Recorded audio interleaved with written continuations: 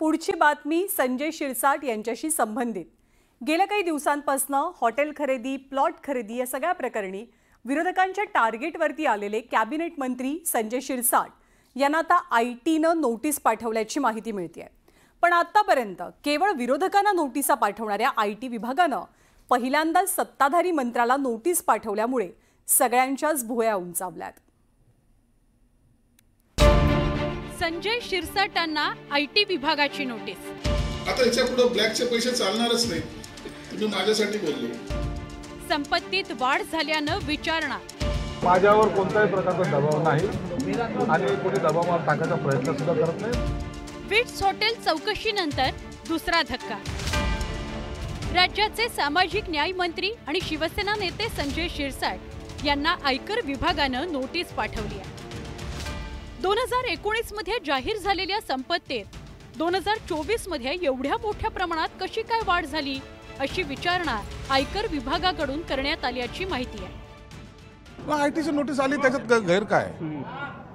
IT विभाग हा स्थापन कशासाठी झालेला आहे की तुमच्याकडे असलेली प्रॉपर्टीचं विवरण जेव्हा तुम्ही देतात त्याच्यामध्ये काही जर चूक असेल किंवा त्यांना वाटत असेल की याच्यात थोडी तफावत आहे त्याच्याबद्दलचं स्पष्टीकरण मागतात आणि ते देणं हे प्रत्येक नागरिकाचं कर्तव्य आहे।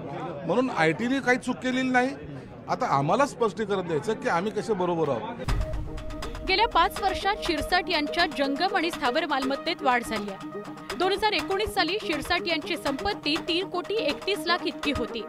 2024 मध्ये तब्बल 33 कोटी 3 लाखांवर गेली आहे। म्हणजेच 5 वर्षात त्यांच्या संपत्तीत जवळपास 30 कोटींची वाढ झाली आहे। सध्याच्या घडीला शिरसाट यांच्याकडे 44 लाख 78 हजारांची रोकड आहे, तर विविध बँकांचं त्यांच्याकडे 26 कोटी 45 लाख 75 हजार रुपयांचं कर्ज असल्याचं नमूद करण्यात आलंय।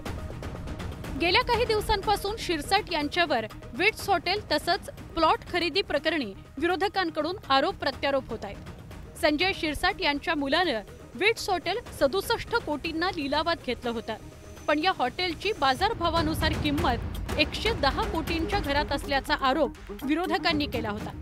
त्यानंतर शिरसाट यांनी आपल्या मुलाला या लिलावातून बाहेर पडायला सांगितलं होतं। हा विषय विधानसभेतही चर्चेत आला। विरोधकांच्या आरोपांनंतर मुख्यमंत्री देवेंद्र फडणवीस यांनी विट्स हॉटेल लिलाव प्रकरणी चौकशीचे आदेश दिले होते। त्यानंतर लगेचच ही नोटीस आल्यानं राजकीय वर्तुळात कुजबूज व्हायला सुरुवात झाली आहे।